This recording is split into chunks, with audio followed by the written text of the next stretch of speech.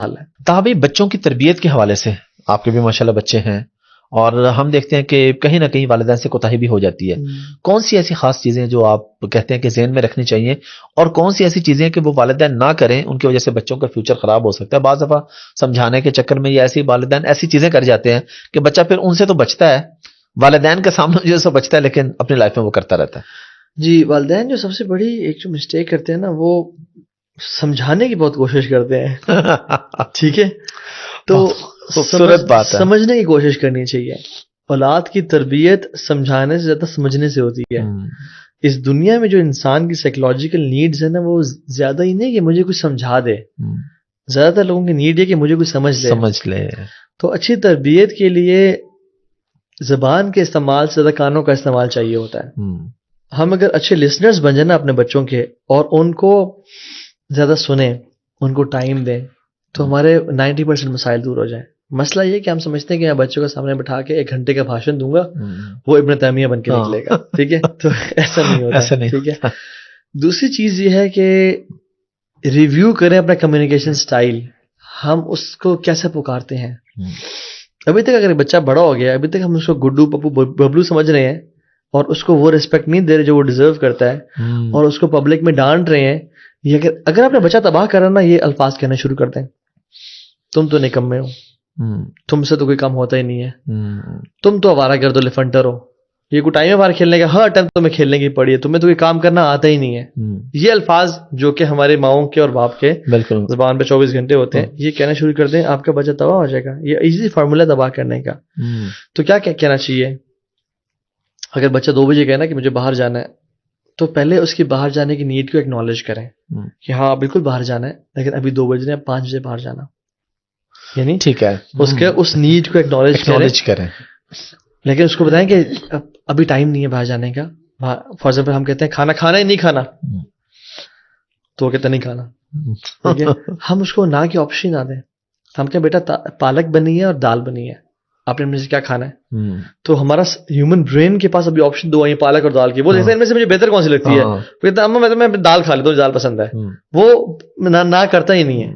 تو communication style کو review کریں، ہم کس طرح بات کرتے ہیں اس کے ساتھ. ٹھیک ہے، دیکھیں اچھی تربیت چاہے اولاد کی ہو یا دوستوں کی ہو یا امت کی ہو، تربیت کا پری ریکوزٹ ہے ریلیشن شپ بلڈنگ. جب اچھا تعلق نہیں ہے تو تربیت کبھی بھی نہیں ہو سکتی ہے. اللہ کے نبی صلی اللہ علیہ وسلم تربیت سے پہلے تعلق بنایا کرتے تھے. ٹھیک ہے، تو اچھی ریلیشن شپ کے لیے نہ وہ تربیت کرنی ہے تو اس کے لیے تعلق چاہیے، اور تعلق کے لیے کیا کرنا ہے؟ مسکرانا ہے بچے کے سامنے. بچے کے سامنے بچہ جو، اگر ہم چھوٹے بچوں کی بات کریں، جو سب سے زیادہ جو لینگویج اس کے اندر انگرینڈ ہوتی ہے وہ ہے دا لینگویج آف ٹونالوجی، ٹونز. اگلا بندہ دکھ کس طرح سے رہا ہے. ٹھیک ہے، دا سائنس آف ایکسپریشن جس سے ہم کہتے ہیں. اگر ماں اور باپ ہر ٹائم غصے میں، ہر ٹائم لڑ رہے ہیں آپس میں، چیخ اور چلا رہے ہیں، بچہ کبھی بھی وہ اچھا فیملی کا پروڈکٹ نہیں ہو سکتا. جس ماں کے لیے مسکرانا مشکل ہے نا، بچے کے سامنے وہ کبھی اچھی تربیت نہیں کر سکتی. اور جس باپ کے لیے بچے کے سامنے مسکرانا مشکل ہے، وہ کبھی اچھی تربیت نہیں کر سکتا.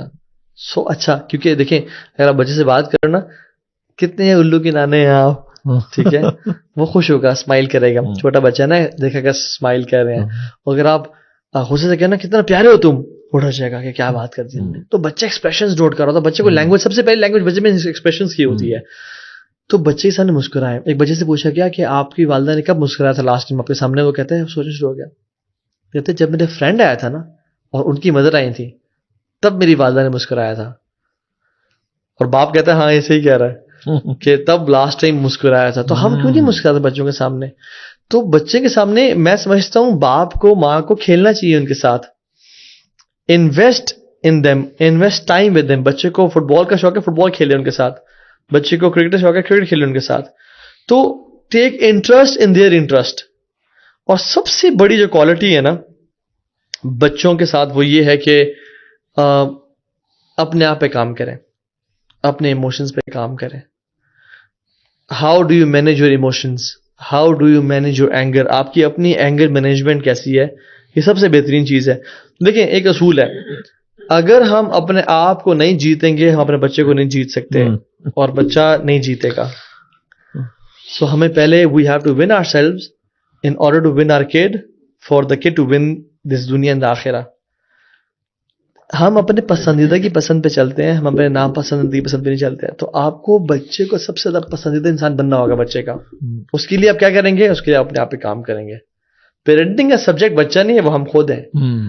تو میں سمجھتا ہوں جس ماں باپ کو ایموشنل انٹیلیجنس آ جاتی ہے, اینگر مینجمنٹ آ جاتی ہے, بچوں سے بات کس طرح کرنی ہے, چھوٹی چھوٹی باتوں پہ وہ ریئیکٹ نہیں کرتا. ٹھیک ہے, ہم انفارچونیٹلی دودھ کا گلاس کارپیٹ پہ گرنے پہ ریئیکٹ کرتے ہیں, بٹ فجر کی نماز خزانے پہ ریئیکٹ ہی نہیں کرتے.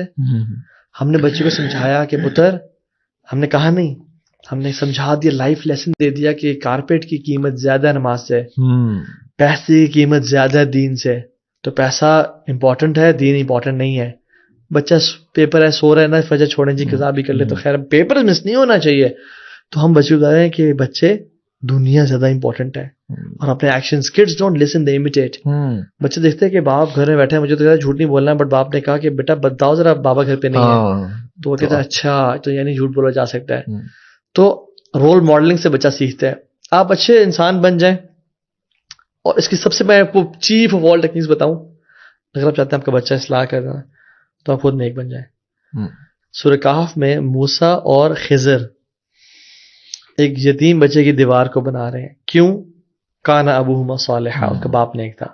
اللہ تعالیٰ انبیاء کے ذریعے خدمت کرواتا ہے بچوں کی, اگر باپ نیک ہو تو سب سے بڑی ٹیکنیک جو چیف ہے نا ٹیکنیک ہے, وہ یہ ہے کہ آپ خود نیک بن جائیں, اللہ بچے سنبھال لے گا. اگر آپ ان کو بلینز آف ڈالرز بھی دے کے جائیں مگر آپ نیک نہ ہو, پھر وہ شراب اور زنا میں لگائیں گے.